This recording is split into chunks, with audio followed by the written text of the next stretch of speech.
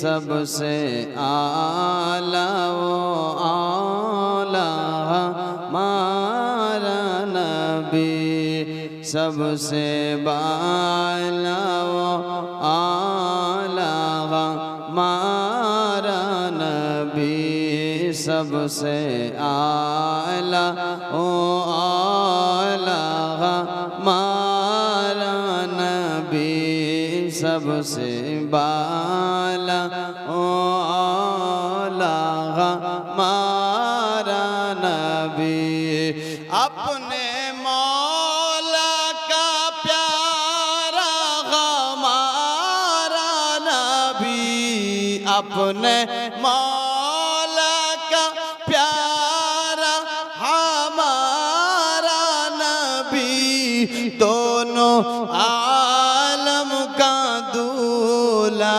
हमारा नबी सबसे आला ओ आला हमारा नबी सबसे बाला ओ आला हमारा नबी बुझ गए जिसके आगे सभी मशाले बुझ गए जिसके आगे सभी मशाले বেসটাকে ভাই একটু কম করে দেন অপারেটর ভাই বেসটাকে কম করেন আর মনিটরের দুই সাইডে আপনার সাউন্ড দেন सबसे आला ओ आला हमारा नबी बुझ गए जिसके आगे सभी मशाले शम्मा ओ लेकर आया हमारा नबी बुझ गए जिसके आगे सभी मशाले शम्मा ओ लेकर आया हमारा नबी मुल्क कौनैन में अंबियाए ताजदार मुल्क कौनैन में अंबिया ताजदारों के आका हमारा नबी सबसे आला ओ आला हमारा नबी सबसे आला ओ आला हमारा नबी सबसे बाला ओ आला हमारा नबी खल्क से औलिया औलिया से रसूल खल्क से औलिया औलिया से रसूल और रसूलों से आला हमारा नबी जैसे सबका खुदा एक है वैसे ही इनका उनका तुम्हारा हमारा नबी जैसे सबका खुदा एक है वैसे ही इनका उनका इनका उनका तुम्हारा हमारा नबी कौन देता है देने को मुँह चाहिए कौन देता है देने को मुँह चाहिए देने वाला है साचा हमारा नबी सबसे आला ओ आला हमारा नबी सबसे बाला ओ आला हमारा नबी सबसे आला वो आला हमारा नबी सबसे बाला ओ आला हमारा नबी सबसे आला वो आला हमारा नबी तालीब আপনার এবং কি আব্দুল্লাহর বিয়ে দিয়ে দিলেন, বিয়ে হয়ে গেল।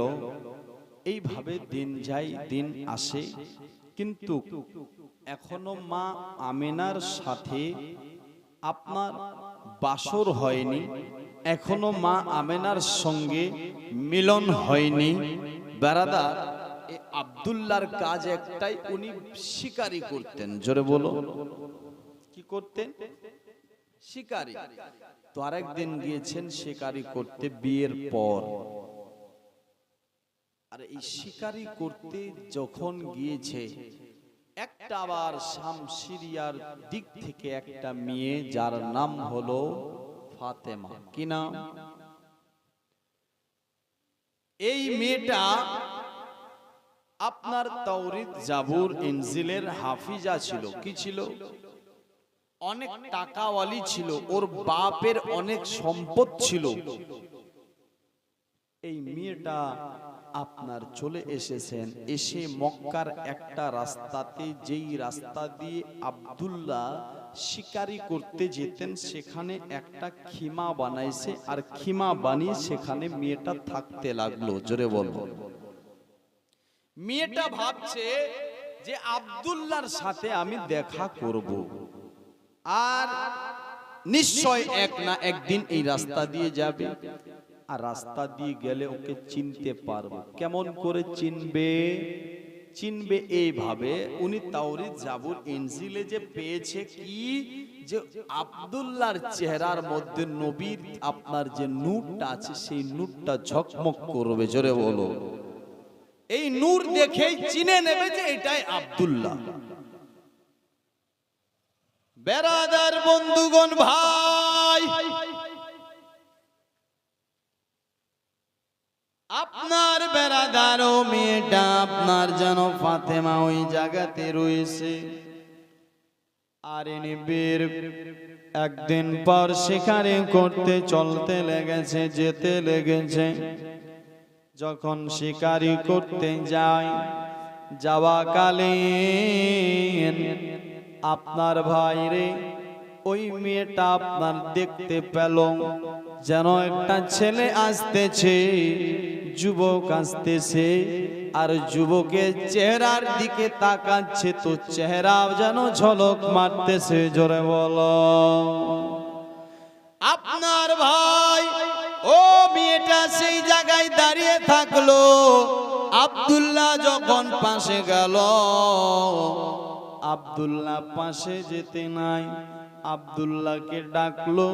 ডাকার পর বলছে, আপনার নাম কি? আব্দুল্লাহ। বলে, হ্যাঁ, আমার নাম হলো আব্দুল্লাহ ইবনে আব্দুল মুত্তালিব। আমার আব্বা হলো কাবার সরদার, কাবার মুতাওয়াল্লি।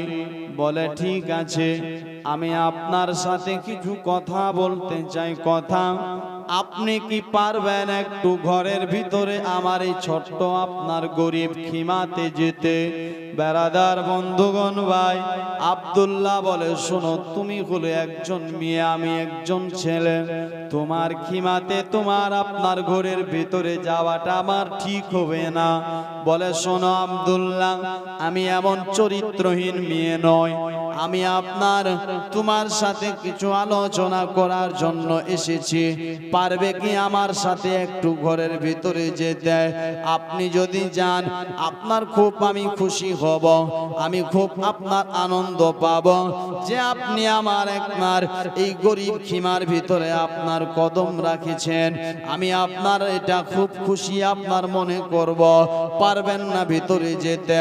দোস্ত, বন্ধুগণ, ভাই, বাবাজিরা, আব্দুল্লাহ বলে বল ঠিক আছে চলো। এক কথায় খেমার ভিতরে গেল। যাওয়ার পর আপনার আব্দুল্লাহকে একটা উঁচু জায়গায় বসতে দিল। আব্দুল্লাহ যেন সে উঁচু জায়গাটাতে বসলো। আর ওই মেয়েটা বেরাদার শুধু আব্দুল্লাহর চতুর্দিকে শুধু দেখতেছে জোরে বলো। চতুর্দিকে খালি দেখছে। কি দেখছে? ওই যে নূর, ওই নূরের দিকে শুধু ঝকমক যে করছে, সেই নূরের দিকে শুধু তার নজর।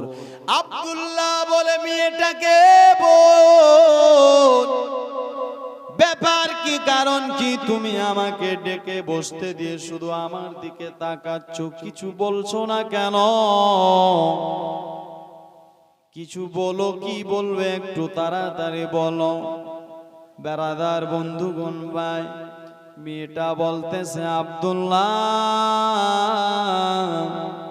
আমি তোমাকে একটা কথা বলতে চাই। জানি না তুমি আমার এই প্রস্তাবটা রাখো কি রাখো না। তুমি হয়তো মনে করবে আমি চরিত্রহীন, আমি তাও নয়। আমি আপনার এই জন্য তোমার কাছে এসেছি, তোমাকে ডেকেছি, তোমাকে আমাকে ভালো লেগেছে, আমি তোমাকে বিয়ে করতে চাই। বিয়ে তুমি কি আমাকে বিয়ে করবে? আব্দুল্লাহ রে, তুমি আমাকে দয়া করে না বলবে না, হ্যাঁ বলে দিবে। বেরাদার বন্ধুগণ ভাই, এই কথাটা শুনে সে আব্দুল্লাহ বলতেও পারে না আমার বিয়ে হয়েছে। বেরাদার, তবে মেয়েটা বলছে আব্দুল্লাহ, তোমাকে আমাকে এতই ভালো লেগে গেছে যে তোমাকে ছাড়া আর আমি অন্য কাউকে বিয়ে করতে রাজি হব না। আমি হয়তো বাঁচবো না, হয়তো আমি আর থাকতে পারবো না, যদি তুমি আমাকে না বলে দাও, যদি তুমি আমাকে বিয়ে না করো। হে বেরাদার, কথাটা শুনতে নাই আব্দুল্লাহ চিন্তায় পড়ে গেল। আব্দুল্লাহ বলেছিলেন, বোন ও ফাতেমা, এটা তুই কেমন কথা বলতেছিস? বলে আব্দুল্লাহ, এটাই আমার শেষ ডিসিশন, আপনাকে এটাই মানতে হবে, এটাই আপনাকে মানতে হবে। বলেন আপনি হ্যাঁ বলে দেন, আপনি না বলবেন না। আব্দুল্লাহ বলেছেন, ফাতেমা, এটা বিয়ের আপনার ব্যাপার, এটা জীবন সঙ্গিনী বানাবার ব্যাপার। যেহেতু আপনার এটা জীবন সঙ্গী সারা জীবনের জন্য হয়, এটা আপনার তার আমি একাই ডিসিশন নিতে পারি না। আমি আপনার এটা জানাতে হবে আমার আব্বাকে। আমি আগে আমার আব্বার কাছ থেকে জানবো। আমার আব্বা যদি হ্যাঁ বলে, তাহলে আমি তোমাকে বিয়ে করে নেব। আমার আব্বা যদি হ্যাঁ বলে, তো আমি বিয়ে করে নেব। বেরাদার বন্ধুগণ ভাই, আপনার বেরাদার মেয়েটা বলে, আব্দুল্লাহ ঠিক আছে, তাহলে একটা কথা শোনো, আমি তোমার অপেক্ষায় থাকলাম, তুমি বাড়ি চলে যাও। আব্দুল্লাহ, আমি তোমার ইন্তজার করলাম, আমি তোমার ইন্তজারে থাকবো, তুমি যাও, তাড়াতাড়ি আমাকে খবরটা দাও।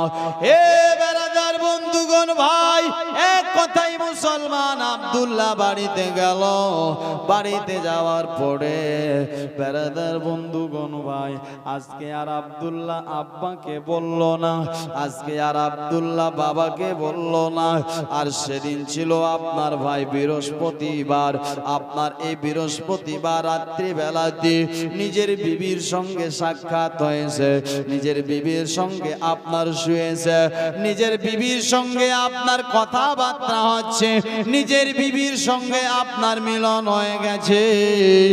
বেরাদার, মিলন হওয়াতে আব্দুল্লাহর চেহারাতে যে নূর আমার নবীর ঝকমক করতেছিল, সেই নূরটা মুনতাকিল হয়ে মা আমেনার কাছে চলে গেছে। এক কথাই ভাই, সকাল হয়ে গেল। সকাল বেলায় আবার যাবে শিকারি করতে, আব্বার কাছে গেছে। আব্বাকে বলে, আব্বা, আব্বাজান, আমি একটা কথা আপনারে বলতে চাই। আব্বা, কি বলবে বলো বেটা। বলে, আব্বা গো, একটা মেয়ে শাম সিরিয়া থেকে এসেছে, আর ওই মেয়েটা আমাকে প্রস্তাব দেয়, প্রস্তাব আব্বা, প্রস্তাব এটা দিয়েছে যে আমাকে সে বিয়ে করতে চায়। শুধু তা নয়, সে বলছে আমি যদি তাকে বিয়ে না করি তাহলে সে আর কাউকে বিয়ে করবে না, সে আর কাউকে বিয়ে করবে না। আব্বা, তো আমি আপনার কাছে পরামর্শ নিতে চাচ্ছি, আপনি কি বলছেন? বলছে তোমার মন কি চায়?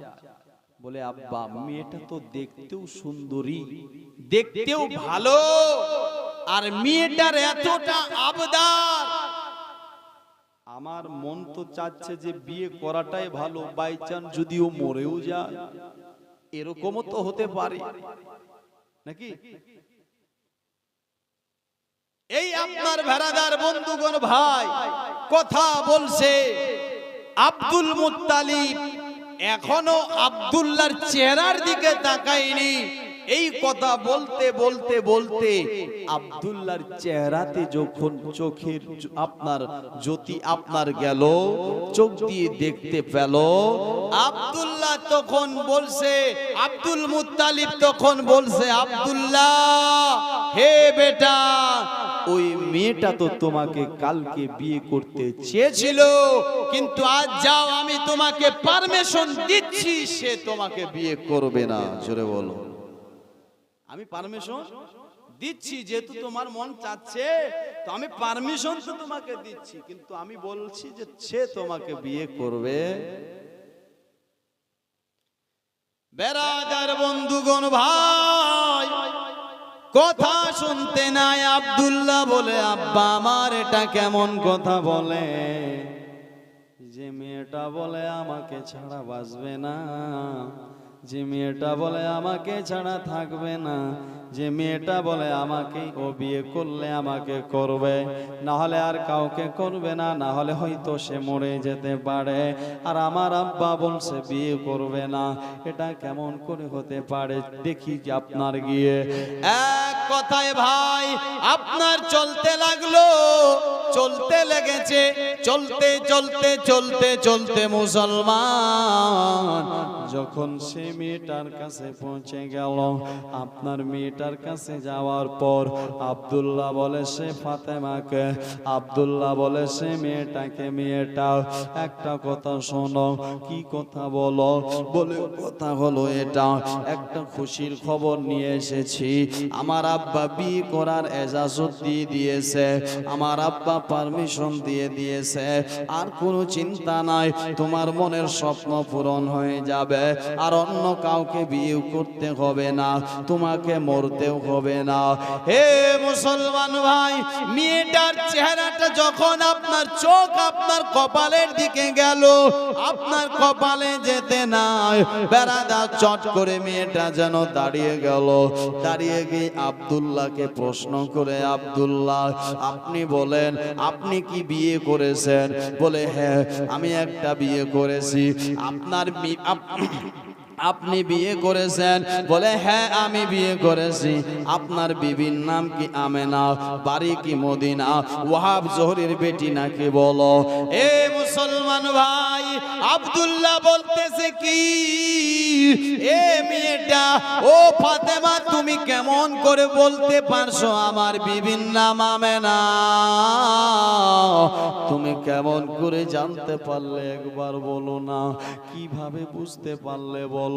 তুমি তার বাড়িটাও আপনার বলতে পারছো, তার বাবার নামও বলতে পারছো, তার আপনার আমার বিবির নামও বলতে পারছো, কেমন করে জানতে পারলে একবার বলো?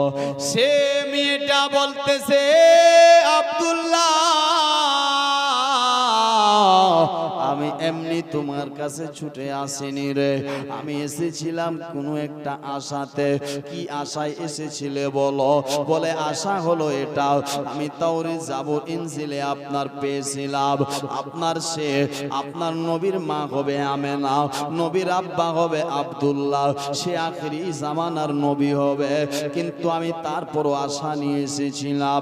আশা হলো এটা, দেখি চেষ্টা করে, আমার বাড়িতে সব আছে, ঘর বাড়ি আপনার টাকা পয়সা থেকে নিয়ে আমার বড় বিরাট বড় একজন বাদশা, আমি আমার বাবার একজন লাডলি বেটি, আমি স্বর্ণের থালাতে পর্যন্ত ভাত খাই, এত আমার বাড়িতে দৌলত আছে, এত টাকা আছে, কিন্তু তা সত্ত্বেও আমি সব কিছু ছেড়ে আমি এসেছিলাম আসাতে।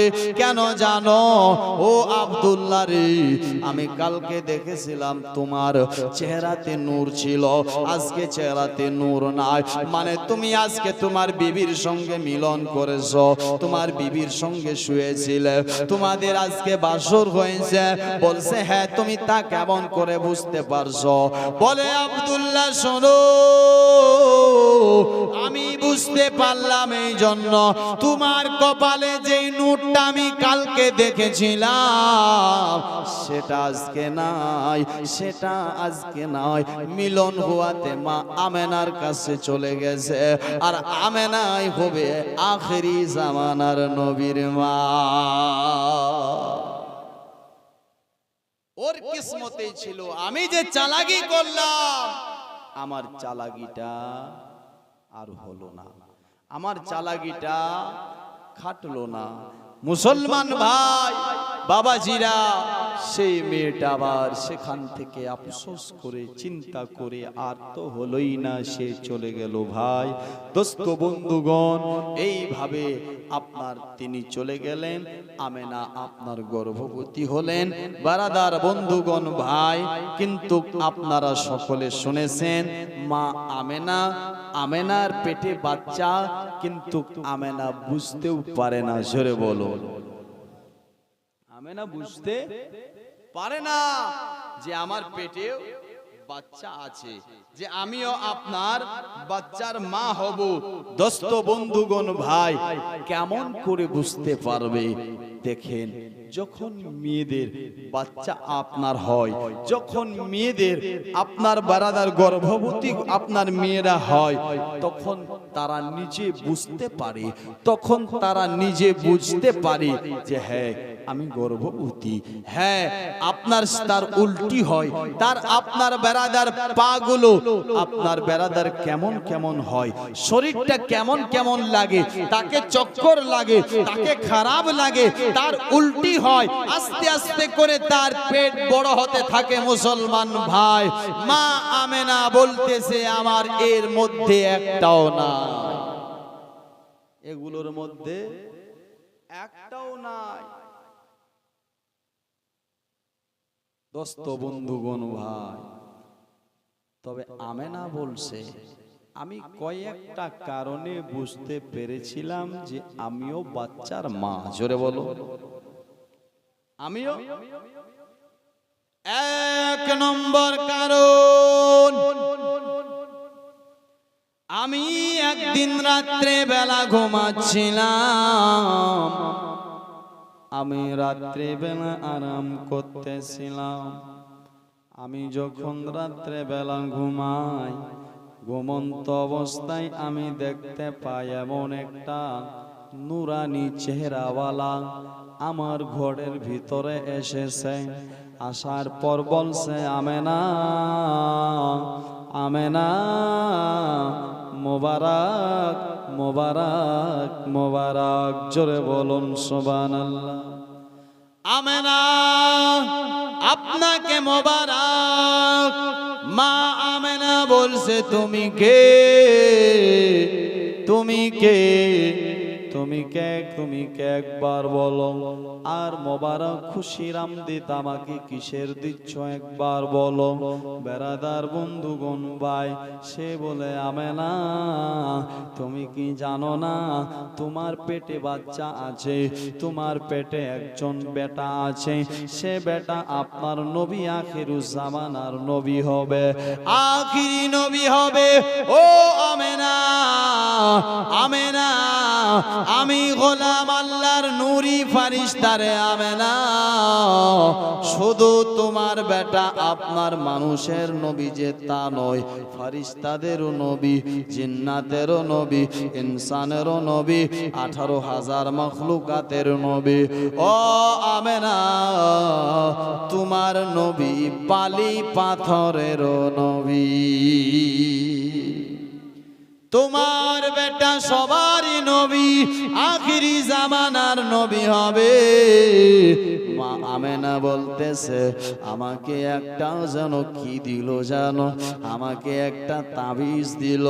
আমি সেই তাবিজটাকে আমি আমার পাশে আপনার নিলাম, আমি আমার পাশে আপনার আমাকে একটা হাতের মধ্যে তাবিজ দিল। আমি তো ঘুমিয়েছিলাম আর তাবিজটা দিয়েছিল, আমি এমনি ঘুমিয়ে গেছি। আর সকাল বেলায় ওঠার পর আবার এখনো দেখছি তাবিজটা এখনো হাতের মধ্যে রয়েছে। বেরাদার বন্ধুগণ, ভাই, মা আমেনা বলছে এটাই শুধু নয়, আরেক দিন রাত্রে বেলা আমি ঘুমাচ্ছিলাম, আরেক দিন আমি আরাম করতেছিলাম। মা আমেনা বলছে কি জানো, আমি আরাম করতেছিলাম, হঠাৎ করে দেখি রাত 12টার পর আপনার দেখতেছি একটা আওয়াজ আসতেছে, আল্লাহ আল্লাহ আল্লাহ আল্লাহ আল্লাহ আল্লাহর জিকিরের আওয়াজ শোনা যায়। এই জিকিরের আওয়াজটা শোনা যাচ্ছে। আমি ডান দিকে বাম দিকে আগে পিছে আপনার দেখলাম, কাউকে দেখতে পাই না। আমি উপরে নিচে দেখলাম, কাউকে দেখতে পাই না। ইয়ানি আল্লাহ আল্লাহর জিকিরের আওয়াজ শুনতে পাই, কিন্তু আওয়াজ দেনেওয়ালাকে পাচ্ছি না। আমি চিন্তা করছিলাম, আমি অবাক হয়ে গেছিলাম, আওয়াজটা কোথায় থেকে আসে আর কি আল্লাহর জিকির করে। তখন সে আল্লাহর তরফ থেকে আওয়াজ আসতেছে, আমেনা, ও আমেনা, এদিক ওদিক দেখে লাভ নাই, আওয়াজটা তোমার পেটে যে আমার বন্ধু রয়েছে, তোমার সন্তান, তোমার বেটা, সে আপনার আমি আল্লাহর জিকির করছে। কেন সারা পৃথিবীর মানুষ ঘুমিয়ে গেছে আর আমার বন্ধু বন্ধুকে ইয়াদ করছে। জোরে বলা যাবে না সুবহানাল্লাহ। আল্লাহুম্মা সাল্লি আলা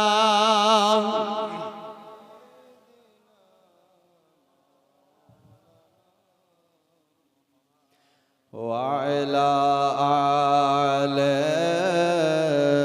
সাইয়্যিদিনা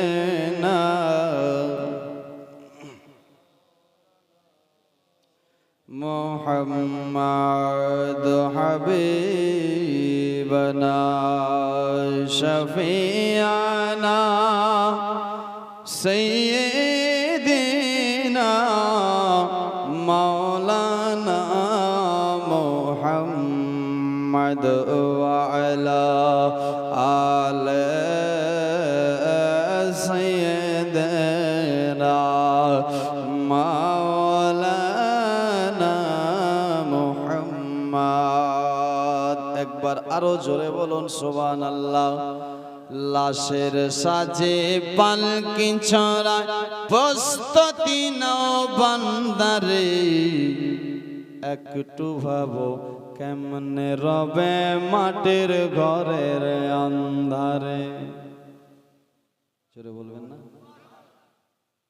মানে আপনারা এটাই ভাবছেন যে জীবনের সাথে সাথে এগুলো কি হচ্ছে নাকি? যাই হোক, আপনারা যে ঘুমাচ্ছেন তার জন্য আমি দিতে চাচ্ছি, বলবো মৌতের সনে পড়ছি। হ্যাঁ, খালি জীবনী শুনলে হবে না, আপনারা একটু ভাববেন। গজল, এই গজলটাই যদি আমরা আমল করি তো গজলটাতে আপনার এই ছন্দে, এক একটি ছন্দের ভিতরে অনেক কিছু আছে, বুঝলেন কি না?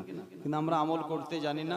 কবি বলছে শোনো, লাশের সাজে পালকি চড়ায় প্রস্তুতি নাও বান্দারে, লাশের সাজে পালকি চড়ায় প্রস্তুতি নাও বান্দারে, একটু ভাবো কেমনে রবে মাটির ঘরের আন্ধারে একটু ভাবো কেমনে রবে মাটির ঘরের আন্ধারে একটু ভাবো কেমনে রবে মাটির ঘরের আন্ধারে একটু ভাবো কেমনে রবে মাটির ঘরের আন্ধারে কে জানে কে বাঁচে কদিন কে জানে কে বাঁচে কদিন জানা কে যায় আহারে হয়তো তোমার কাফনের কাপড় এসে গেছে বাজারে হয়তো তোমার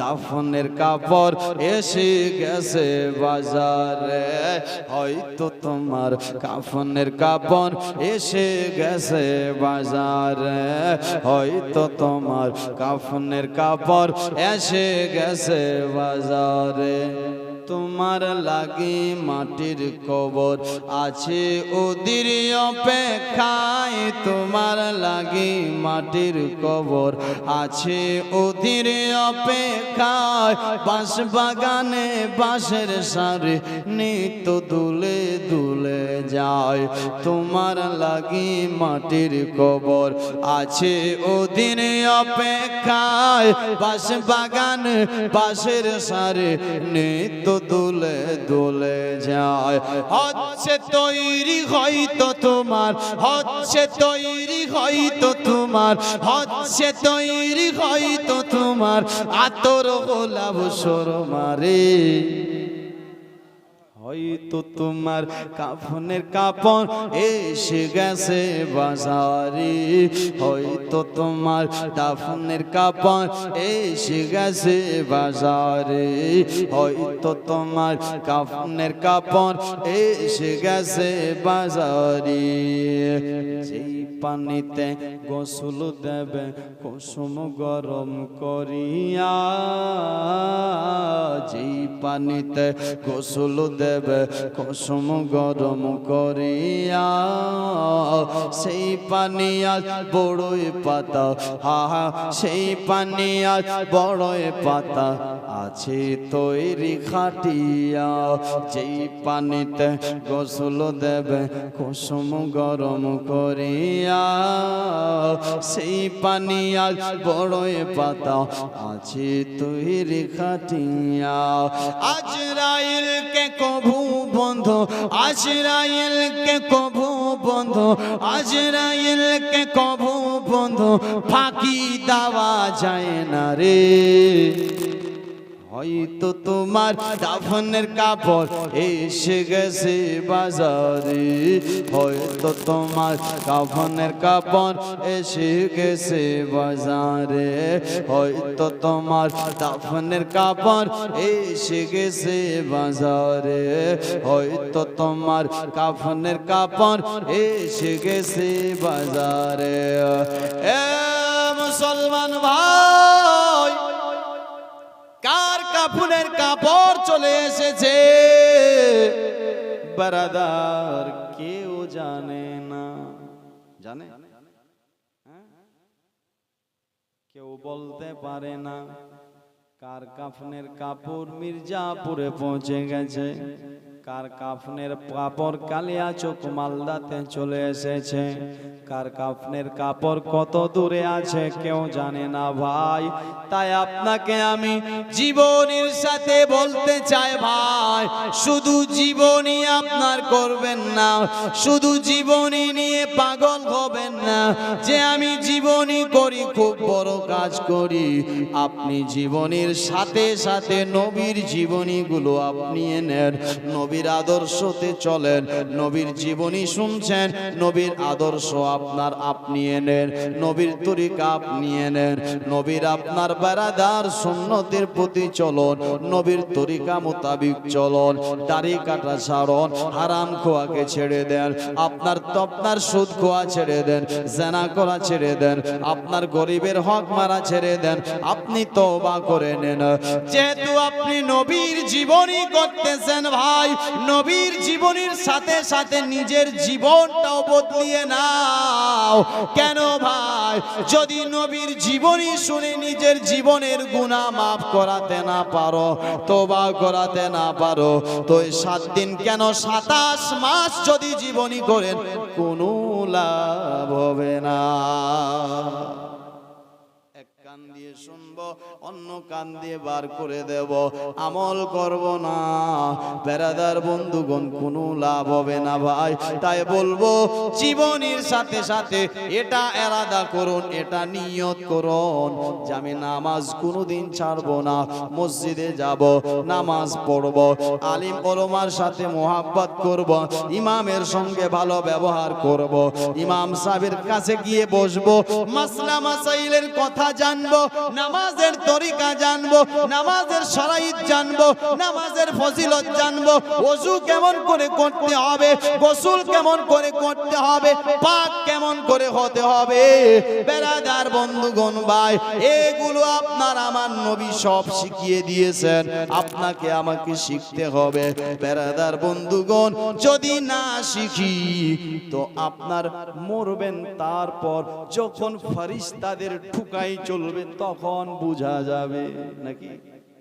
তখন বলবেন মাওলানা ইব্রাহিম সাহেব ঠিক বলছিল, তখন বলবেন ইমাম সাহেব ঠিক বলছিল, তখন বলবেন মৌলভী সাহেব আমাদের গ্রামের ঠিক বলছিল।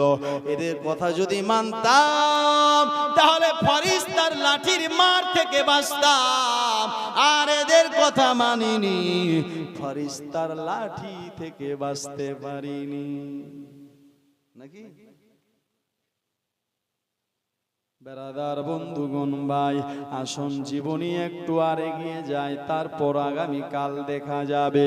বেরাদার, আমার নবী মুস্তাফার মা আমেনা আপনার কয়েকটাই ভাবে কারণ, আপনার কারণে বুঝতে পারতেন যে আমার পেটে বাচ্চা রয়েছে, আর একটা কারণে বুঝতে পারতো মুসলমান। এই কারণটা বলে শেষ করে দেব।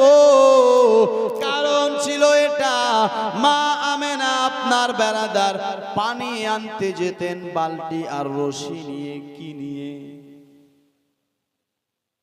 রশি আর বালতি নিয়ে পানি আনতে যেতেন। কুয়া থেকে পানি উঠাতে হবে। একদিন আমেনার প্রয়োজন হলো পানি আনবে, আপনার মন চাইলো একটু যাই পানি নিয়ে আসি। মুসলমান ভাই, বান্ধবীরা, সাথীরা, সঙ্গীরা বলেছিলেন আমেনা, আমেনা, ও আমেনা বোন জিও না, পানি আনতে জিও না। কেন? পানি আপনার কুয়াতে দেখাই যায় না। আমরা রশি আর বালতি নিয়ে গেছিলাম, আর পানিটা এত নিচে দেখাই যায় না। আমেনা উঠা যাবে না, যে লাভ হবে না। আমেনা জিস না, যাস না, যাস না। মুসলমান ভাই সবাই বাধা দেয়, সবাই বলে আমেনা যেও না।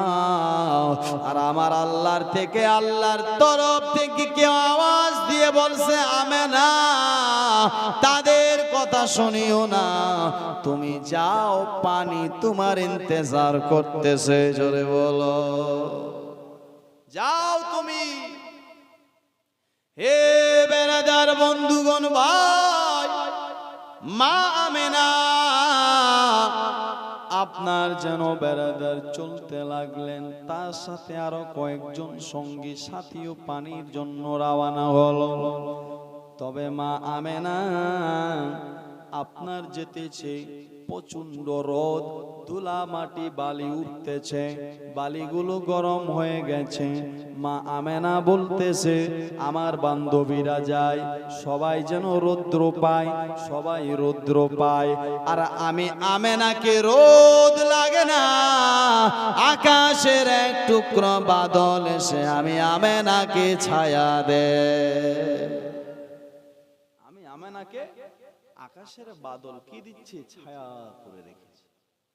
বেরাদার বন্ধুগণ ভাই, এটাই শুধু নয়, আমেনা পাথরের পর পা রেখে দেয়, পাথরটা আপনার তুলার মতো নরম হয়, কাটার উপর পা রাখে তুলার মতো নরম হয়ে যায়। আমেনা চিন্তা করতে পারছেন না ভাই, শুধু চিন্তা করে যায়।